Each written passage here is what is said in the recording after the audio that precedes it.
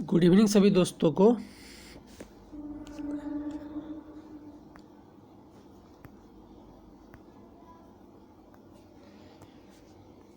Good evening सभी दोस्तों को। तो आज का हमारा टॉपिक क्या है? झारखंड से संबंधित पिछले वर्षों में जो क्वेश्चन पूछा गया है उस टॉपिक को हम लोग यहाँ पे क्लियर कर रहे हैं, है ना।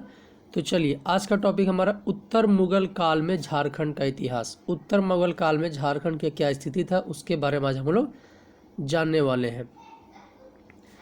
तो पहला क्वेश्चन है, औरंगजेब की मृत्यु के बाद स्वतंत्र हुए खुखरा प्रदेश को किस गवर्नर ने पुनः मुगल शासन के अधीनस्थ किया था? ऑप्शन क्या है? सर बुलंद खां, दाऊद खां, अब्दुल्ला खां या फिर इनमें से कोई नहीं। इसका राइट आंसर क्या हो जाएगा?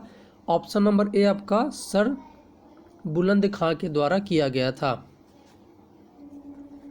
चलिए, अगला क्वेश्चन आपका, सर बुलंद खां ने खुखरा प्रदेश को कब अधीनस्थ किया था? सर बुलंद खां ने खुखरा प्रदेश को कब अधीनस्थ किया था?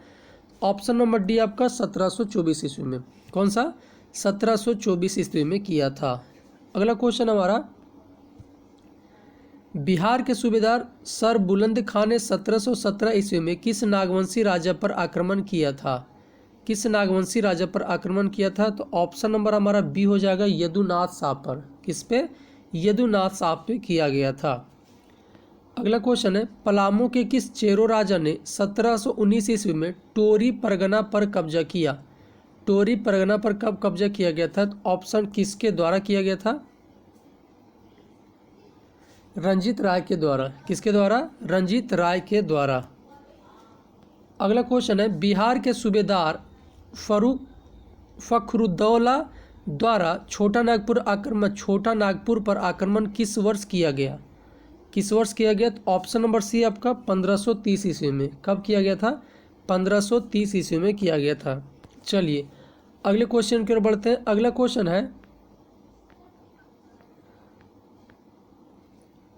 है, फखरुद्दौला के आक्रमण के समय नागवंश का राजा कौन था? नागवंश का राजा कौन था?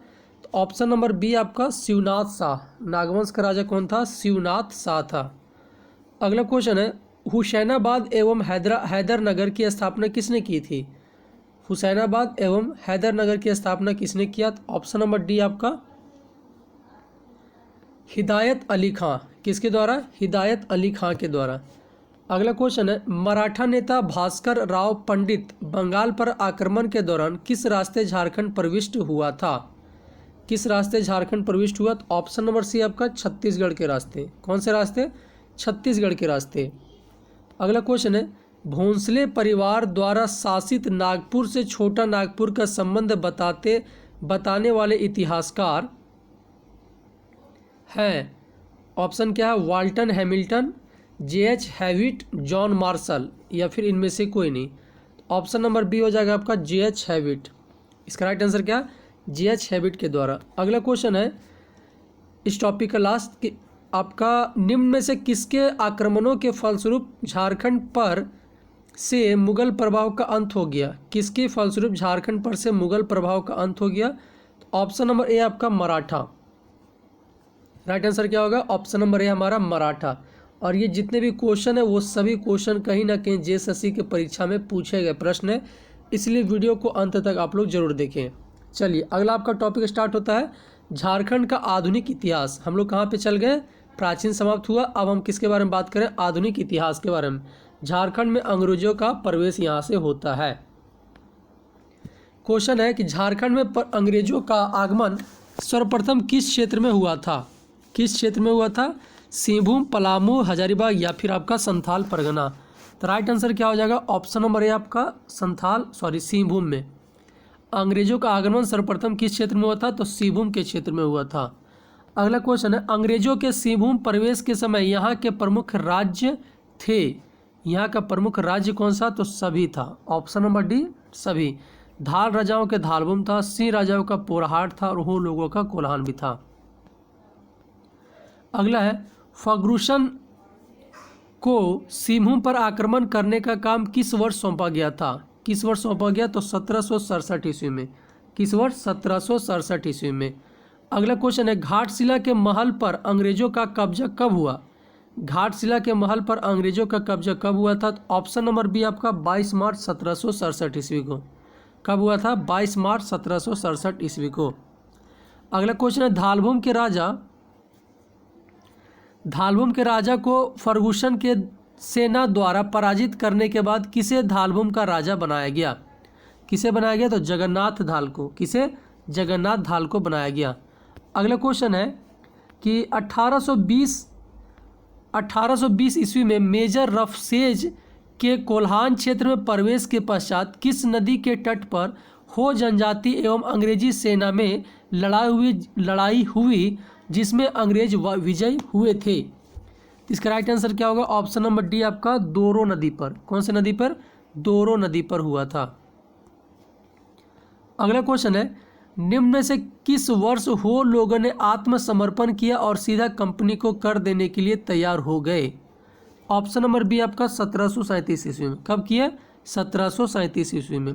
अगला क्वेश्चन है, किस वर्ष कोल्हान क्षेत्र को एक नई प्रशासकीय इकाई बनाकर एक अंग्रेज अधिकारी के अधीन कर दिया गया? कब किया गया? 1837 ईस्वी में। ऑप्शन नंबर ए हमारा राइट आंसर हो जाएगा। अगला क्वेश्चन है कि ईस्ट इंडिया कंपनी को दीवानी प्राप्त होने के कितने वर्षों के पश्चात कोल्हान क्षेत्र पर अंग्रेजों का आधिपत्य स्थापित हो सका? तो कितने वर्षों के बाद? ऑप्शन नंबर सी 72 वर्षों के बाद। कितने वर्षों के बाद? 72 वर्षों के बाद। अगला क्वेश्चन है, पलामू पर अंग्रेजों आधिपत्य कब स्थापित हुआ? पलामू पर अंग्रेजों का आधिपत्य कब स्थापित हुआ? तो ऑप्शन नंबर बी आपका 1771 से 1782। 1771 से 1782 ईस्वी में। अगला क्वेश्चन है कि 1770 ईस्वी में सतबरवा के निकट चेतमा की लड़ाई में किस चेरो राजा को पराजित कर उसके विरोधियों ने उसकी हत्या कर दी? तो ऑप्शन नंबर ए आपका जयकृष्ण राय को। किसे? जयकृष्ण राय को।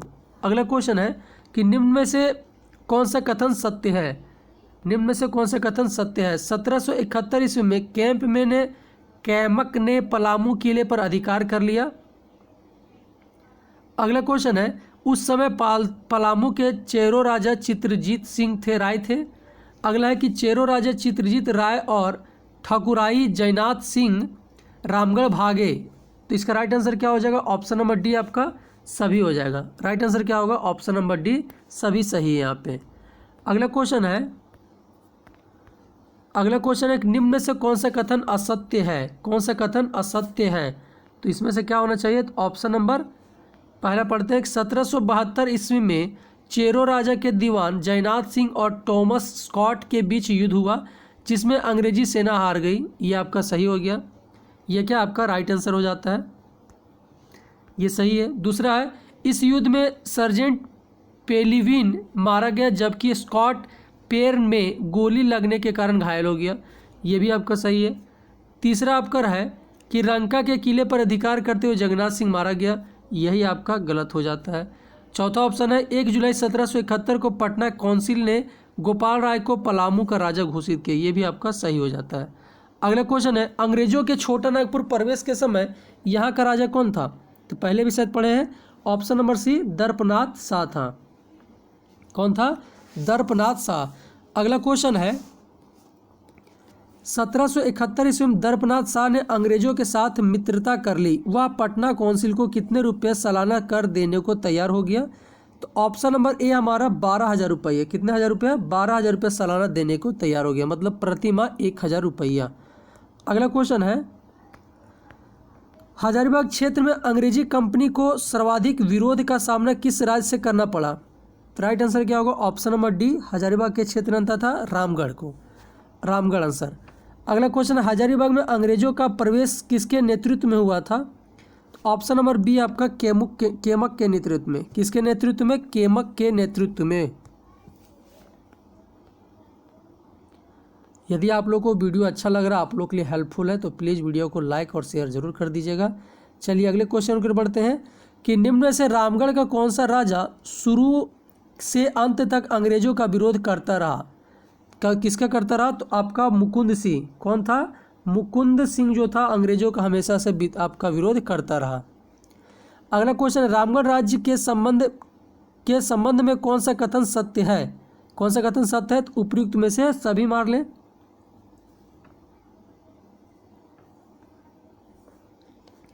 सभी मार ले। चलिए पढ़ते हैं कौन कौन सा।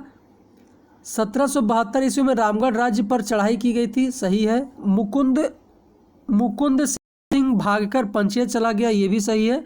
और तेज सिंह को रामगढ़ का राजा घोषित किया गया, ये तीनों सही हो जाता है। चलिए अगला क्वेश्चन है कि किस वर्ष रामगढ़, पलामू और छोटा नागपुर खास को मिलाकर रामगढ़ जिले का गठन किया गया? ऑप्शन नंबर सी 1773 ईस्वी में। कब किया गया? 1773 ईस्वी में किया गया।